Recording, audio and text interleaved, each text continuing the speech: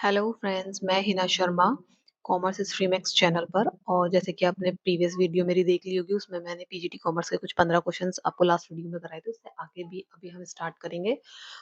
और ये पूरी पीडीएफ एक साथ जब हमारे पूरे क्वेश्चंस इसमें 200 क्वेश्चंस आते हैं, आपको पता है जो ये पार्ट 2 होता है। पार्ट 1 पेपर 1 अलग आता है और पेपर 2 अलग आता है। उसमें 200 क्वेश्चंस होते हैं। जब हमारे 200 क्वेश्चंस कंप्लीट हो जाएंगे तो मैं एक साथ पूरी पीडीएफ आंसर के साथ आपको अपने टेलीग्राम चैनल पर पोस्ट कर दूंगी, जो कि कॉमर्स स्ट्रीम एक्स चैनल ही आप अगर सर्च करेंगे टेलीग्राम पर तो आपको मिल जाएगा। ठीक है, तो हम करते हैं। 15 हम कर चुके हैं, 16 से स्टार्ट करेंगे। देखिए 16 है आपका, which one of the following statement is true. देखिए विच ऑफ द फॉलोइंग कौन सा स्टेटमेंट हमारा पेन कौन सा हमारा ट्रू है, हमें ये बताना है। देखिए long term finance is associated with long term return, तो ये हमारा ट्रू है पहले से ही, हमें शायद यही इसका आंसर है। Long term finance generally required for a period of 20 years. 20 years नहीं होता, मोर देन 1 ईयर को ही हम मोर देन वन को ही हम लॉन्ग टर्म कहते हैं। ठीक है, लेस देन 1 ईयर को हम शॉर्ट टर्म कहते हैं। तो ये हमारा गलत, ये वाला हमारा हो गया गलत। Long term finance is not required for all type of, ये रिक्वायर्ड नहीं है। कौन कौन सी? Manufacturing, trading and transporting. Transport तो देखिए अगर हम बड़ा गाड़ी बस कुछ खरीदेंगे तो लॉन्ग टर्म फाइनेंस की जरूरत होगी, तो ये भी गलत हो गया। Long term finance can be drawn with short notice. Short notice नहीं होता, शॉर्ट नोटिस में लॉन्ग टर्म फाइनेंस प्रोवाइड नहीं होता। ठीक है, तो ये आपका इसका हो गया, आपका ये फर्स्ट ही आंसर ट्रू हो गया है। ठीक है, next question, what is the unique rule of IDBI that is differ from the other development bank? ये एक डेवलपमेंट बैंक है, तो इसके बारे में क्या? देखिए, ग्रांट लोन एडवांसेस नहीं, कंपनीज को नहीं करता है। प्रोवाइड फाइनेंशियल असिस्टेंट, ये हो सकता है फाइनेंशियल असिस्टेंस वर्ड है। और रीफाइनेंस है, ये एक कीवर्ड्स है आईडीबीआई या फिर डेवलपमेंट बैंक्स के लिए। Directly to the industrial units as the refinance grant loan by the other financial institution, तो ये इसका आंसर ट्रू हो जाएगा। अभी देखिए यहाँ पर ये जो वर्ड है रीफाइनेंस, रीफाइनेंस क्या है? अभी जो कि देखिए, अगर आईडीबीआई के अंडर कोई इंस्टीट्यूशन है, के अंदर कोई इंस्टीट्यूशन है जो फाइनेंस प्रोवाइड करता है और उसको साल में 1000 CR दिए जाते हैं, और उसने खर्च कर लिए हैं कुछ मनी, 500 उसके पास ईयर एंड में रह गए हैं, तो जब नेक्स्ट ईयर फिर से शुरू होगा तो उसको फिर से जो 500 उसने खर्च कर दिए हैं वो और दिए दी जाएंगे, और 1000 CR उसका फिर से कंप्लीट कर दिया जाएगा, तो उसे कहते हैं रीफाइनेंसिंग। ठीक है ना? इट और इसका अंडर राइटर पब्लिक इशू से, शेयर से ऐसा कोई रिलेशन है नहीं डेवलपमेंट बैंक का। ये तो किसी सेक्टर को डेवलप करने के लिए होते हैं। 18 में देखिए क्या है, consist of buying and selling commodities या सिक्योरिटीज परचेज कर रहे हैं property in the hope of anticipated profit होगा। इसको क्या कहते हैं? स्पेकुलेशन कहते हैं। एक वर्ड होता है देखिए, आर्टिब्रेज। आर्टिब्रेज क्या होता है? आर्टिब्रेज है कि जैसे ये दो मार्केट्स होती हैं, अभी कोई किसी भी कमोडिटी मानिए एक्स है, उसका रेट यहाँ पर 10 है और यहाँ पर 15 है। तो अभी यहाँ का सेलर, यहाँ पे जो सेलर है वो क्या करेगा कि इस कमोडिटी को यहाँ से परचेज करेगा और यहाँ 15 का बेचेगा। फिर ऐसे ही जब यहाँ पे डिमांड बढ़ने लगेगी तो इसके भी रेट बढ़ने लगेंगे। धीरे धीरे 11, 12, 13 एक टाइम होगा कि यहाँ पर भी 15 हो जाएगा और यहाँ पर भी। डिमांड एंड सप्लाई से दोनों मार्केट का रेट सेम हो जाएगा, तो उसे कहते हैं आर्बिट्रेज।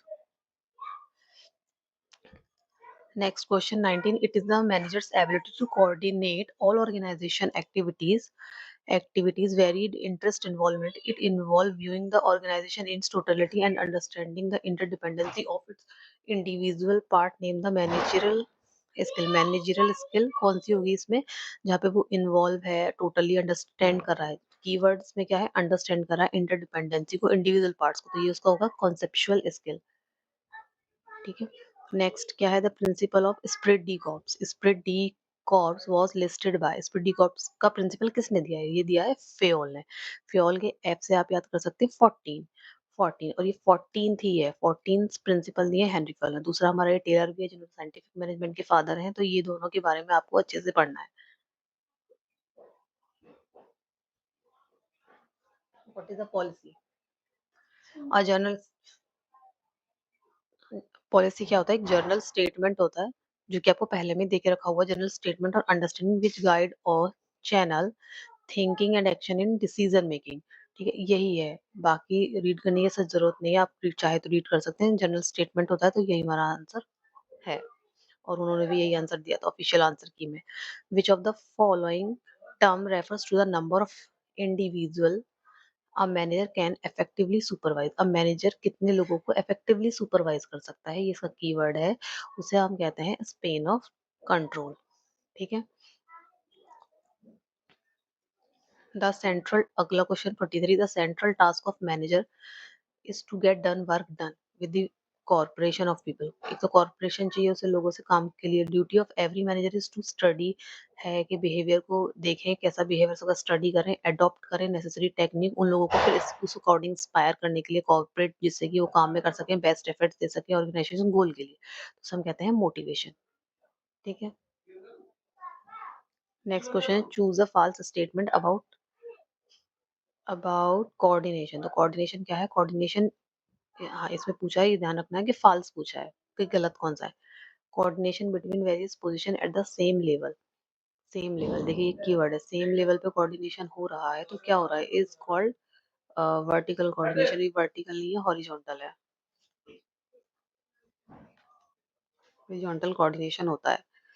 और अब नेक्स्ट पॉइंट है, तो इसमें ये फॉल्स है, तो यही फॉल्स है। Coordination provide unity in action in the organisation, ये है ट्रू है। The need for coordination increase in the dependency between organisational units, ये भी ट्रू है। Coordination helping resolving the conflict of persons, हो सकता है, ये भी ट्रू हो सकता है। ठीक है ना, सारे पॉजिटिव है, बस वही पॉइंट है एक, जो सेम लेवल है तो हॉरिजॉन्टल होगा ना, वर्टिकल तो अप या नीचे, ऊपर वाले लेवल के साथ या नीचे वाले लेवल के साथ। नेक्स्ट क्वेश्चन है, which of the following is not a principal goal of planning laid down by planning commission of India in 1950। तो इसके पॉइंट अगर आपको याद है तो ठीक है, अदरवाइज नहीं होगा। टू इंक्रीज प्रोडक्शन, अब देखिए, to increase production in the maximum possible extend, so achieve higher level of national and per capita income, ये ट्रू है। फुल एम्प्लॉयमेंट की बात ट्रू है। Social pattern of society based on social justice and absence of exploitation, ये भी true है। तो ये इसका नेशनलाइजेशन और बैंक इंश्योरेंस से कोई मतलब नहीं है। नेक्स्ट क्वेश्चन है, विच of the following 5 year plan basis was formed by the strategy popularly known as Nehru Mahalanobis strategy। इसमें तो ये कहाँ पर कब थी, सेकेंड ईयर प्लान में इसको हुआ था, और सेकेंड ईयर प्लान का टाइम क्या था, 1956 1961 था, और इसमें पॉवर्टी रिड्यूस और इनकम रेज एंड ग्रोथ से रिलेटेड बातें हुई थी। ठीक है, इसे गूगल कर सकते हैं आप। In order to protect consumer from, consumer को बचाने के लिए scalpers and unethical practices by the business people, the Indian government time to time act करती है, कुछ ना कुछ एक्ट उसमें नहीं आता है, तो इसका करेक्ट आंसर होगा B the standard of purchasing, और ये बाकी सब है। Next 28, according to the section 2 1D of consumer protection act, consumer कौन, कंज्यूमर को डिफाइन किया गया, person who buy any good for a consideration. देखो, गुड्स परचेज कर रहे हैं तो ये होगा। आगे क्या कह रहा है, person who hire and avail any services for a consideration, consideration यहाँ भी है, तो कंसिडरेशन हो, गुड्स हो या सर्विसेज हो, और कंसिडरेशन भी हो, दोनों ही कंज्यूमर में आएगा, तो ये आपका बोथ ANV में कंसिडर होगा, तो यही ट्रू होगा, थर्ड आंसर, दोनों आएंगे। Which of these is not a silent feature of the Consumer Protection Act 1986. It is indeed a very unique, features के unique, highly progressive piece of social welfare legislation is enumerated as the Magna Carta. हाँ ये true है. It applies to all goods and services unless otherwise expressly notified by the central government. हाँ, central government ने अगर किसी good के लिए specially मना करा तो वो नहीं आएगा, बाकी सब आएंगे। It allow filling of class action, class action क्या है, देखिए, complaint on the behalf of consumer of having common interest, common interest में बहुत सारे लोग हैं, उन सबका एक ही दिक्कत है, एक व्यक्ति अपना कंप्लेंट डाल सकता है सभी के बिहाफ पे, तो कॉल एक्शन होता है, ये ट्रू है। अब देखिए, यस बचा के, जब सारे ट्रू हैं ऑटोमेटिकली हमारा यही डी रॉन्ग हो जाएगा। ठीक है ना, ये वाला हमारा गलत हो जाएगा, ये हमसे पूछा है कि रॉन्ग कौन सा है।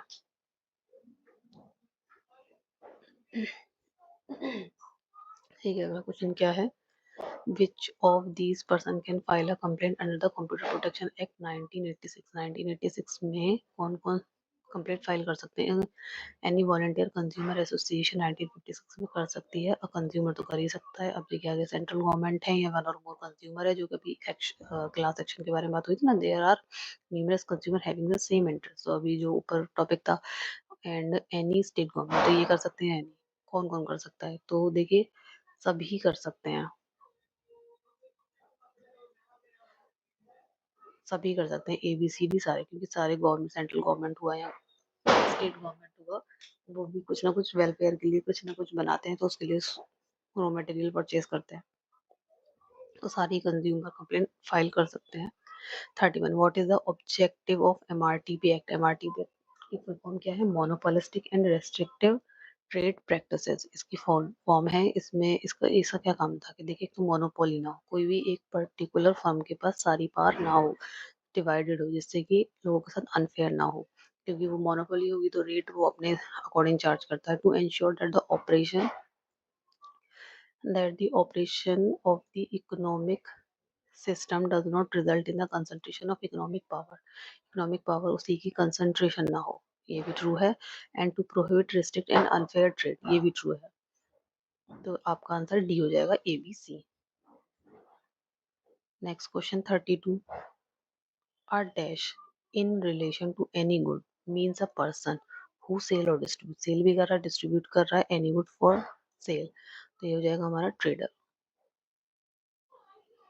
33, what is the bank rate? देखिए बैंक रेट क्या होता है? बैंक रेट होता है आपका the rate on interest charge by RBI on loan to commercial bank. इसका आंसर यही ट्रू है, क्योंकि जो आरबीआई लोन दे रहा है कमर्शियल बैंक को, उस पे रेट चार्ज होता है, उसे बैंक रेट कहते हैं।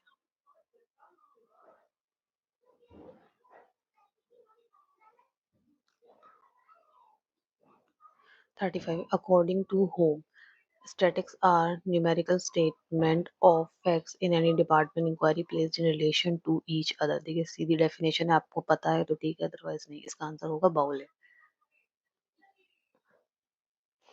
36 है, which of these is a method of collecting primary data? Primary data के मेथड्स कौन से? पर्सनल है, शेड्यूल है। शेड्यूल में क्या है कि एक पेपर पे जो क्वेश्चन सब लिख लेते हैं, और एक रेस्पोंडेंट के जो भी होते हैं वो लोग, जिनसे हमें डेटा चाहिए होता है, उनसे पूछ पूछ के हम इसमें फिल करते रहते हैं, तो ये भी होगा।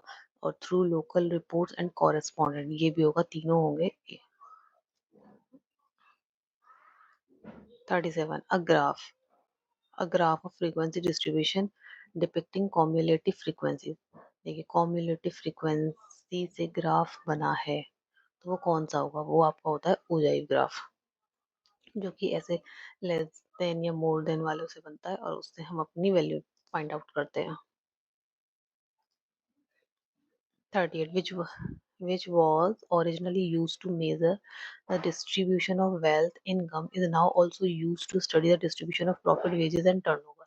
पहले वेल्थ और इनकम के लिए करते थे, अभी इन सब के लिए भी करते हैं। It is a graphic method of studying dispersion, it is a double cumulative percentage graph. इतने सारे कीवर्ड इसमें दिए हैं, ये आपके हैं लॉरेंस कर्व के लिए। देखिए 39, चूज दी फॉल्स स्टेटमेंट, ये सबसे ध्यान रखिए, फॉल्स का पूछा है, ठीक है। तो ओनली, देखिए ओनली लिखा हुआ है, तो ये वर्ड होता है आपका ज्यादातर नेगेटिव, जैसे सेंटेंस को बहुत ध्यान से पढ़ना होता है। Only purpose of measuring distribution is to assess the variability of an average. सिर्फ रिलायबिलिटी देखनी है, रिलायबिलिटी देखने के लिए हम डिस्पर्सन निकालते हैं। डिस्पर्सन तो इसलिए भी है कि कितना दूर है। अभी देखिए आगे पॉइंट पढ़ लेते हैं। Variability itself may be sometime used in decision making, हाँ ये ट्रू है। Comparison of two set of data can only be done by relative measure of dispersion, हाँ dispersion से ही चेक करेंगे। A good measure of dispersion should preferably use all items को use करता है, हाँ all items को use करता है, तो सारे ट्रू हैं, तो ये ही हमारा पहला वाला जो है ये आपका रॉन्ग है। The only purpose of measuring dispersion is to access the reliability. सिर्फ रिलायबिलिटी, एवरेज की रिलायबिलिटी नहीं देते, तो पूरे डेटा की देखते हैं। नेक्स्ट क्वेश्चन, और ये आज का लास्ट क्वेश्चन है। 40, a document issued by the RBI on the behalf of, ये कीवर्ड है, on the behalf of central government for meeting it's temporary deficit in financing the expenditure को, ये कौन सा है? Treasury bill. Treasury bill issue करती है reserve bank, करती है इसको इशू, लेकिन सेंट्रल बैंक के कहने पर या उनकी जरूरत के हिसाब से, जब वो चाहते हैं। ठीक है? तो आज के लिए इतने ही क्वेश्चंस। देखिए, जब हमारा पूरे 200 क्वेश्चंस हो जाएँगे जैसे कि मैंने बताया, तो मैं इसको पूरे सेट को, पीडीएफ को आंसर के साथ आपके कॉमर्स स्ट्रीम एक्स टेलीग्राम पर अपलोड कर दूँगी। आप मुझे वहाँ पर जॉइन कर सकते हैं और आपको जो भी कोई डाउट हो आप मुझे कमेंट कर सकते हैं। एंड प्लीज़ मेरी वीडियो को ज़रूर लाइक कीजिएगा, अपने 2 फ्रेंड्स को शेयर भी कीजिएगा। Thank you.